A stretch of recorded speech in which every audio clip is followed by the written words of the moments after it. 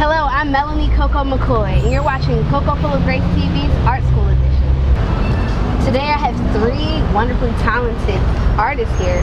First we have Jeff Manning of Jeff Manning Art, and he's also part of Nativ Hype. What's up guys, my name is Jeff Manning, graphic designer, slash visual artist from Philadelphia, Pennsylvania. Also a part of Nativ Hype, the clothing brand slash media art group. We also have Keith Wesson of Anml Hse, and he's an incredible artist as well. Hey, what's going on? My name's Keith Wesson. I'm part of Anml Hse, which is a Philly-based art collective and clothing line. It's been around since about 2008, and there's about 8 or 9 members of our group. And lastly, we have Kyra Dixon of Nebulous Flare Art. Hi everybody, my name is Kyra Dixon and I am the woman behind Nebulous Flare, and I've been painting for a year now, and you know, just doing my thing in Philadelphia, putting my bid in for everything, and I have 2 art shows coming up, one on October 5th called The Art Ensemble, and then one on October 12th with it's called Art Sisters, which will be with American Art and Shanita Deanna, my art sisters. So we're going to get into a few questions with these 3 lovely individuals. For starters, we want to ask you, and when I say we, I actually mean the public and myself, but how do you identify as an artist? And let's start with you, Kyra. Okay, honestly, I don't like to call myself an artist. I think it's really limiting or whatever, even though, you know, you can be a music artist, a visual artist and stuff. Or maybe it could just be just wanting to just rebel against everything. But I just want to paint. Like I want to be infinite in all that I do. Like I don't want to put it in a box. So in terms of me thinking like that, I don't think of myself as an artist. I just think of like just a creative being, I guess. So that's how I visualize myself.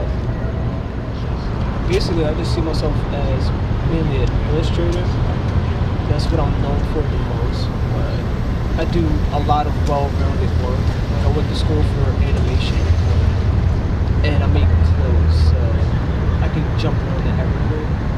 So I really don't like to keep myself one-dimensional. The title definitely fits. I am an artist. Nice. Jeff. Yeah, well, pretty much I have like 2 different styles of art. Like I can do like illustration sometimes, and like actually abstract visual art. So I just kind of like switch that back and forth whenever I feel like it. It's basically I do it off of what I'm inspired by in the moment.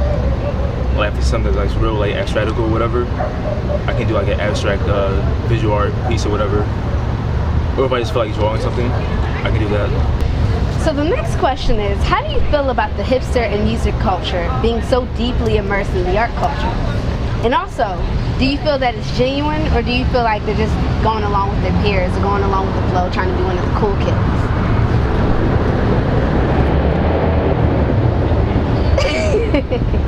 That's a good question. I feel like it's 50-50. Why do you say it's 50-50?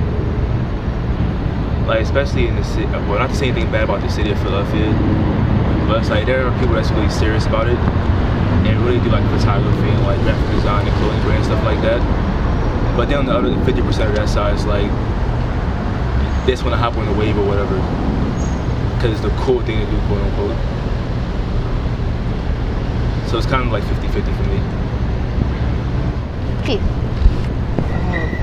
I mean, I think it's a good and a bad thing mostly, because the people who are genuine in it, they stand out, and then when those that aren't jump in, it gives the ones that are actually talented more exposure for it, because it's shown.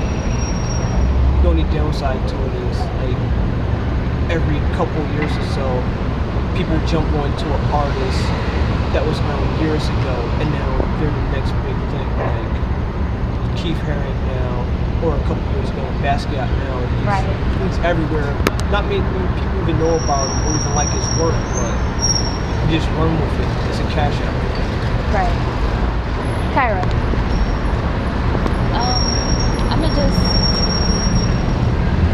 answer it in a way that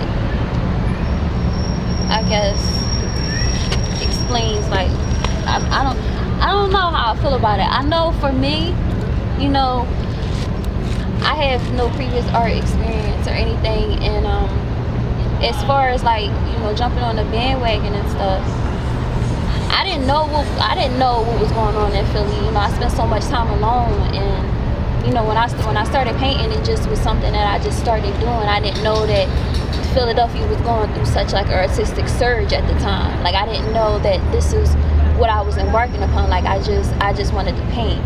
So, you know, there are some people that's not genuine, but at the end of the day, the way I see it, just to look on the bright side, you're still creating, and that's still the number one thing, regardless if you're creating to build a culture or to build yourself or just to create. Like, you know, it's an emotion, it's a feeling, and